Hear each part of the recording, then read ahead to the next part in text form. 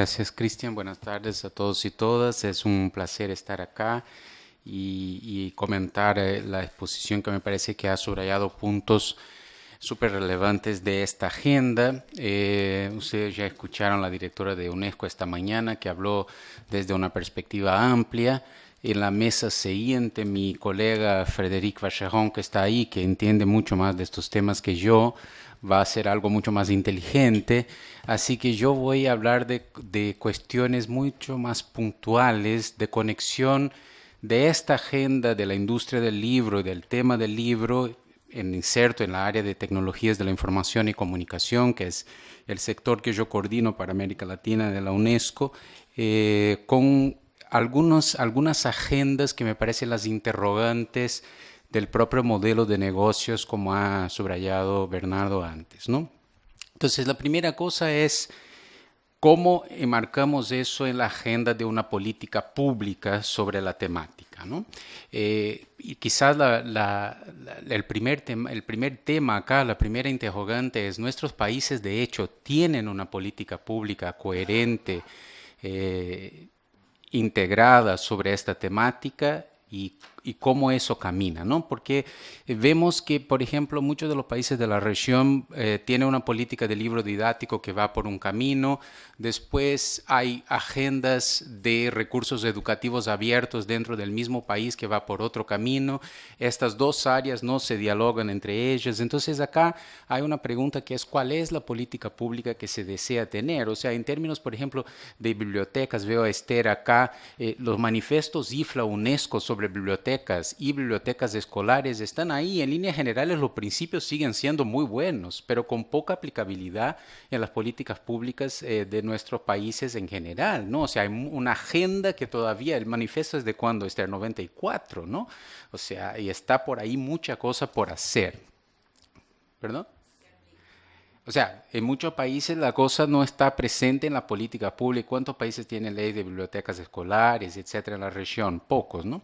Entonces, eso es una agenda que hay que avanzar. Entonces, en este sentido, primero, la política pública ya mencionaba Bernardo, ¿no? O sea, hay una agenda importante de qué hacer con el libro didáctico, los libros escolares, el programa, Bernardo mencionaba en el caso brasileño, el Programa Nacional del Libro Didáctico es un programa gigantesco, ¿no? En términos de inversiones públicas de miles de millones de dólares y eso solo en el plano federal, ¿no?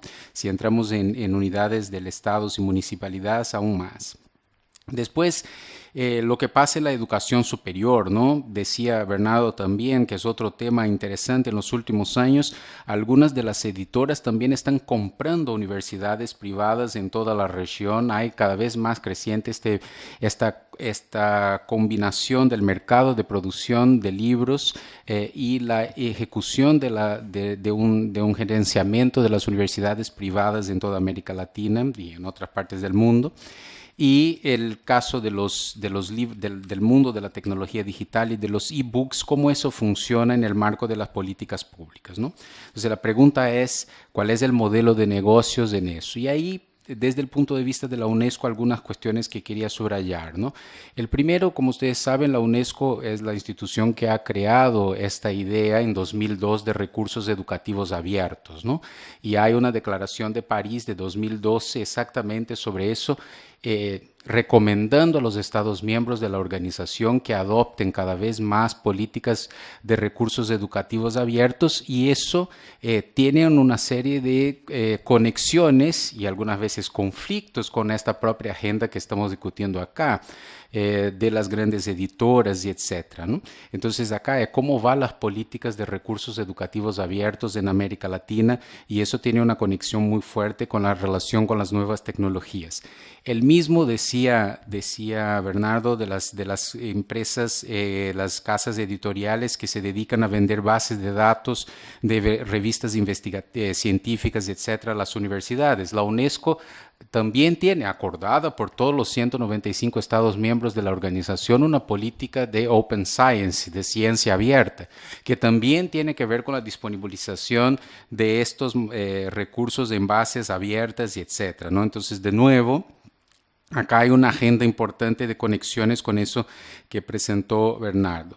El tema de la transparencia, sobre todo en el marco de las políticas públicas, es fundamental, ¿no? O sea, algunos estudios nuestros encontraron muchas dificultades de saber exactamente cuánto los estados gastan con la compra de los libros, en qué gastan, cómo toman estas decisiones, por qué comprar estos libros y no otros libros, ¿no? Entonces acá hay una discusión de datos abiertos, de transparencia, de acceso a la información pública en los gastos que hacen los estados sobre la política de libros que son importantes, ¿no? Al final, con un objetivo de tener sociedades del conocimiento más amplias, inclusivas y sostenibles. Y ahí hay cuestiones que son importantes en este mercado y no son menores en esta discusión, por ejemplo, del multilingüismo, ¿no? O sea, ¿cuántos libros en nuestra región son producidos que no sean en español o en portugués, de las otras lenguas que hacen parte de América Latina? Entonces, acá hay una pregunta importante. ¿Cuántos libros sirven a la población que tiene con discapacidades, ¿no? O sea, o libros en braille o los audiolibros que sirven a esta población? De nuevo, o sea, la agenda es mucho más amplia si adoptamos una política de derechos humanos en esta discusión que exclusivamente una política comercial o privada, ¿no? Después, ya terminando los temas que conectan con la agenda de esta discusión, libros y tecnología. Acá hay una agenda importante que también el mundo de la biblioteca y de las ciencias de la información hacen de manera muy interesante y viene siendo apoyada por la UNESCO hace 70 años, que es la discusión de las competencias digitales, de lo que la UNESCO llama de alfabetización mediática e informacional, ¿no? Que es cuáles son las competencias necesarias para interagir con este nuevo mundo donde hay la lectura, hay la digitalización, hay los nuevos medios y estas cosas están cada vez más conectadas, donde la biblioteca pasa a ser un centro de información y producción de conocimiento y socialización del conocimiento con todas estas agendas. De nuevo, esto es fácil decirlo, pero a la hora de implementarlo necesitamos más y mejores políticas públicas en estas áreas, ¿no? Y finalmente, la agenda de la conexión de este mundo del libro con el mundo de las industrias culturales más amplias, ¿no? O sea, fenómenos como Harry Potter, por ejemplo, no es que venden 400 millones de ejemplares y libros de 800 páginas que los niños sí lo leen porque está, entre comillas, solo apostando en una industria del libro, ¿no? Está conectando con todo el restante de la industria cultural, ¿no? Las películas, el parque temático en Orlando, el videojuegos y lo que sea, ¿no? Ahora, no necesitamos siquiera ir a un fenómeno así tan mediático. La industria gourmet y la industria de la culinaria hace lo mismo, ¿no? La cantidad de libros que se venden hoy en día relacionados a eso, pero que conectan. En Perú, ustedes ven, ¿no? El restaurante con el libro, con no sé qué cuánto. O sea, de nuevo, toda la cadena de la industria cultural donde el libro ocupa un papel importante. Y si queremos fenómenos más antiguos, el libro que sigue siendo lo más vendido del mundo, que son las Sagradas Escrituras, tienen que ver con eso, ¿no?